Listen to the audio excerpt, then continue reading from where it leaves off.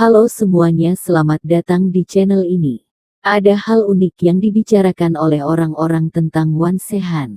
Beliau adalah Habib Shaikhon bin Mustafa Al-Bahar.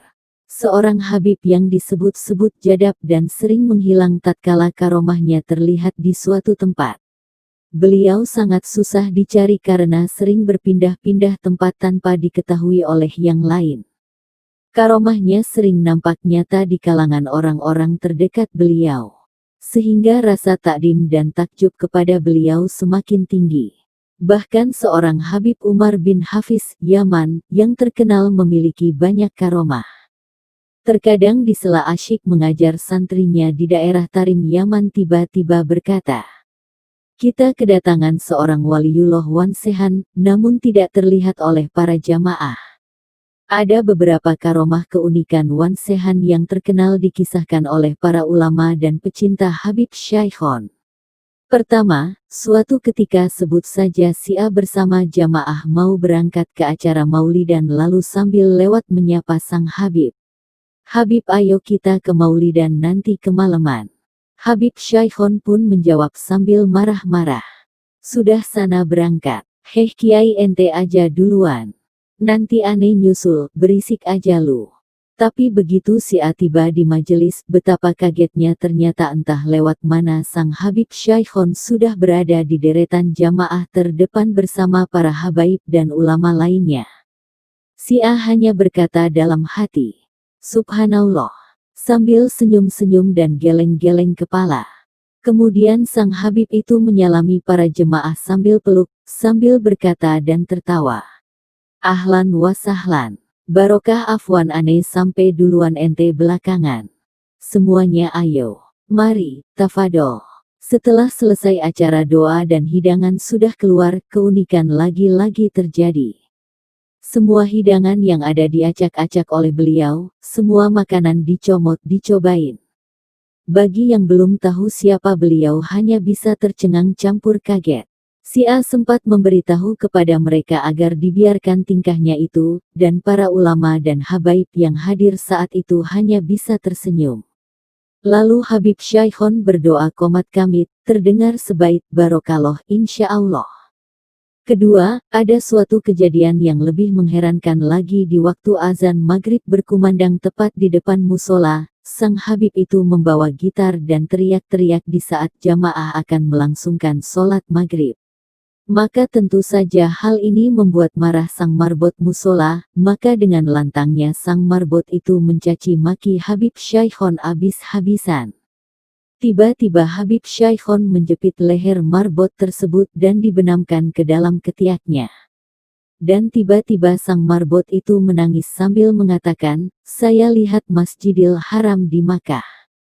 Saya lihat Baitullah dan Ka'bah di Mekah." Akhirnya si marbot tersebut segera meminta maaf kepada sang Habib Shaikhon. Ketiga, ada sebuah rumah dari seorang keluarga miskin, dia hanya pedagang kecil. Di siang hari tiba-tiba didatangi oleh Habib Shaikhon. Tanpa permisi terlebih dahulu, Habib Shaikhon langsung nyelonong masuk ke rumahnya tanpa minta izin dulu dan langsung menyantap makanan yang ada di meja makannya. Akhirnya sang tuan rumah hanya bisa melongo tanpa berkata apapun. Kemudian setelah selesai menyantapnya sang Habib pun pamit sambil berkata, "Terima kasih ya, assalamualaikum." Heran dan tak habis pikir tuan rumah hanya bisa melongo. Subhanallah. Anehnya tak berapa lama kemudian si keluarga miskin pedagang kecil itu mendapatkan rezeki yang tak disangka-sangka dan kini mereka menjadi pedagang besar dan kaya raya. Keempat, ada seorang tukang es cendol di Madrasah Al-Watoniyah Klender, Jakarta Timur. Pada suatu ketika Habib Shaikhon lewat di jalan itu. Kemudian tiba-tiba, esnya diambil segelas tanpa permisi apalagi bayar. Namun si tukang es hanya geleng-geleng kepala tanpa komentar. Sempat dia ingin mau memarahi Habib Shaikhon. Namun diberitahu oleh Pak Satpam yang mengenal Habib Shaikhon. Tukang es hanya bisa diam.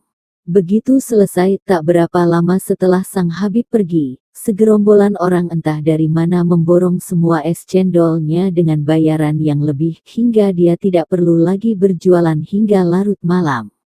Benar-benar laris manis, barokah sang Habib.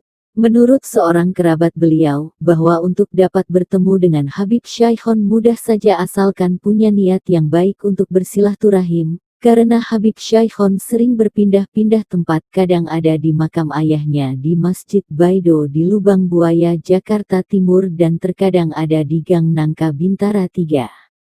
Menurut cerita, kalau bertemu beliau akan disambut khodam jin di depan pintu. Dan hanya orang-orang yang soleh dan punya niat yang baik yang dapat berjumpa dengan beliau. Dan apapun kata Habib Syaihon dan perbuatan beliau jangan diterjemahkan dan diartikan seenaknya, karena yang tahu maksudnya hanya Allah. Masih banyak lagi kisah-kisah tentang beliau. Banyak kiai berpesan bila suatu waktu kita ketemu sang Habib eksentrik itu, kemudian tiba-tiba istri atau suami Anda atau Anda sendiri dibentak-bentak dan dimaki-maki, sebaiknya Anda diam dan bersabar. Biarkan beliau sesukanya, toh kita tidak tahu kehendak Allah yang bisa saja melalui perantara beliau, dan hanya Allah Sang Maha Tahu. Karomah yang dimiliki para wali adalah merupakan sesuatu perkara yang terjadi di luar kemampuan akal manusia biasa untuk memikirkan atau menciptakan. Perkara itu, karomah, diberikan Allah kepada hamba pilihan.